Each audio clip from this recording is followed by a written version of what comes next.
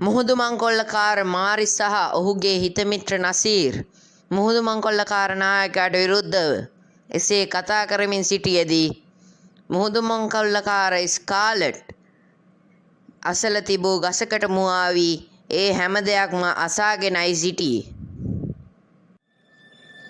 අපි කතා වෙච්ච විදිහට හදිස්සියේ හරි අර වගේ දෙයක් වුණොත් අපි ඒ දේ කරනවද? ඔව් මචං. අපි අනිවාර්යයෙන්ම කරන්න ඕනේ. නැත්තම් අපේ ජීවිතනේ නැති වෙන්නේ.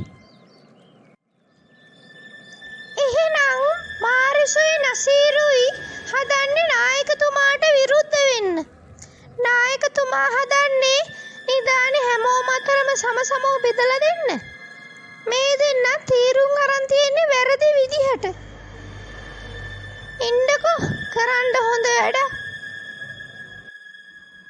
මාරිසුයි නසීරුයි කතා කරගත්තු හැම දෙයක්ම අහගෙන හිටපු ස්කාලට් ඒ හැම දෙයක්ම නායකතුමාට ගිහිල්ලා කිව්වා.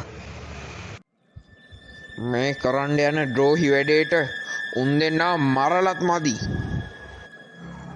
ඒ දෙන්නව මැරුවට වැඩක් නෑ කැප්ටන්.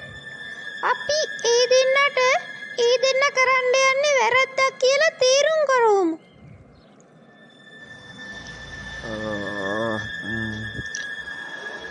හරි මට තේරුණා.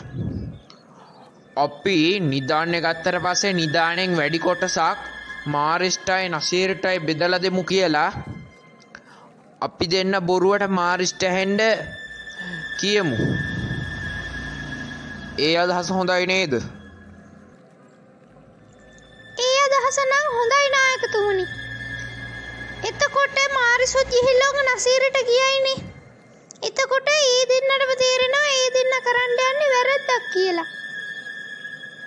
මාරිස් අද හවසට මෙතන සුද්ධ කරන්න එනවා.